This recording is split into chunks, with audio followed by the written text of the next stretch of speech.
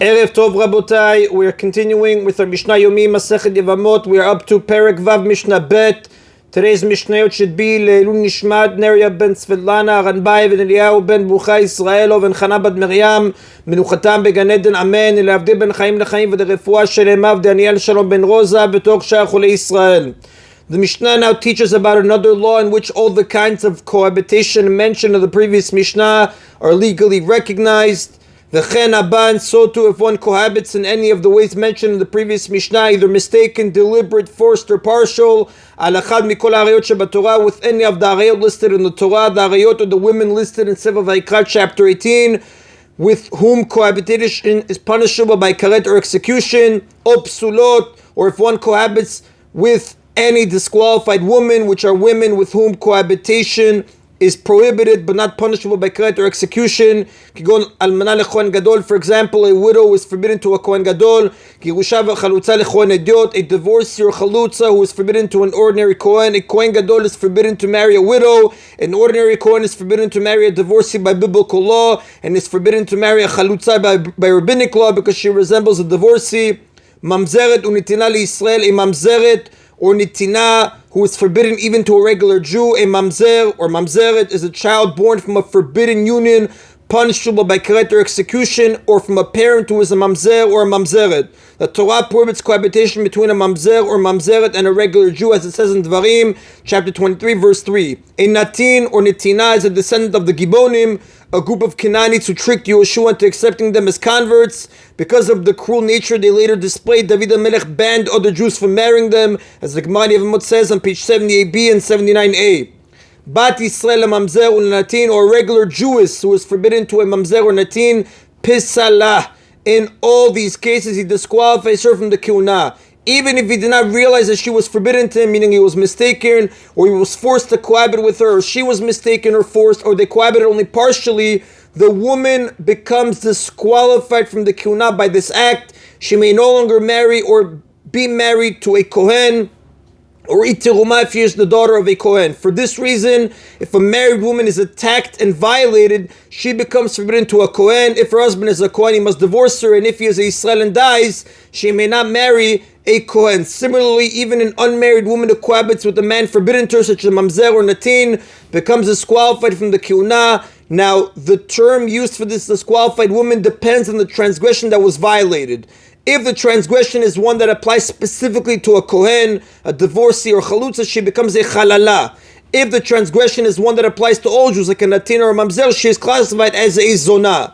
Now, a divorcee and chalutza are already disqualified from marrying kohanim. Therefore, when we say here that she may no longer marry or be married to a kohen, or itirumav, she is the daughter of a kohen, when we say being disqualified from the kiuna, we mean that she becomes disqualified from eating tiruma as well. A mamzeret or nitina cohabits with a regular Jew is in any case forbidden to marry a kohen.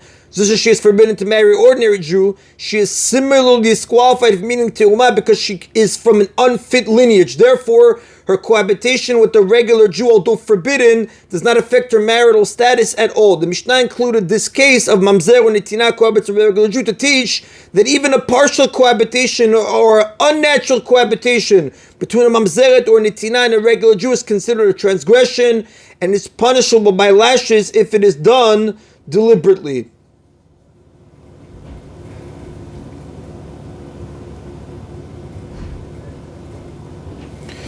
V'lo chalak ben bia lebia, and the Torah does not distinguish in this matter between natural cohabitation and unnatural cohabitation, meaning even if they cohabited unnaturally, she is disqualified from the kehuna. And that is in the Mishnah Bet.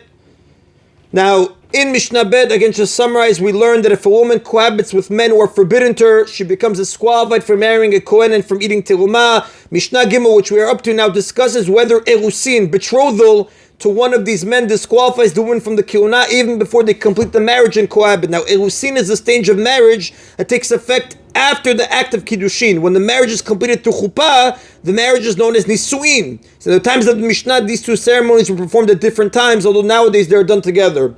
The Mishnah begins, almana lekohen gadol, when a widow marries a kohen gadol. Girusha v'chalutza lekohen ediot, or a divorced woman or chalutza marries an ordinary kohen. Mina erusin lo yichlu batruma. The law is that from the time of the erusin onward, these women minari teruma. Even if the woman is the daughter of a kohen who was permitted to eat teruma until now, the forbidden erusin alone disqualifies her from eating teruma from then on, even before she completes the marriage and cohabits with her husband, because since she is now awaiting a forbidden cohabitation, she may no longer eat teruma. During erusin, the bride awaits the completion of the marriage and nisuin, after which her husband will cohabit with her. The rabbis therefore prohibited her as if she had already cohabited with him, as Tosfot explains on page 57b in Masechet Yevamot. The Mishnah now brings an opposing view. Rabbi Eliezer and Rabbi Shimon machshirin. Rabbi Eliezer and Rabbi Shimon consider them eligible for teruma as long as they have not actually cohabited with them. According to Rabbi Eliezer and Rabbi Shimon, forbidden erusin alone does not disqualify Kohen's daughter from eating teruma. And the Rav does tell us, vet veletin chata kevatayu, the halakha does not follow them. Ela af mina erusin lo yichlu batruma. Rather, even from betrothal, she may no longer eat teruma. Now all agree regarding the following rules. Nitarmelu or nitgarshu. If these women were then widowed or divorced from their Kohen husbands, the law is as follows. Mina nisuin psulot.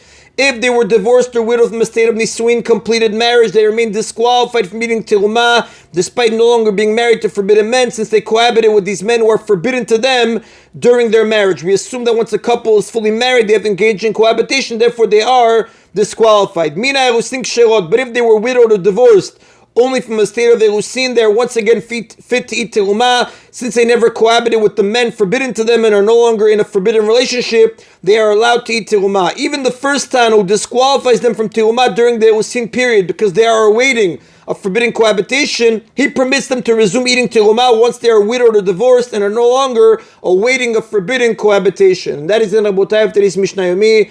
Baruch Adonai Leolam. Amen v'amen.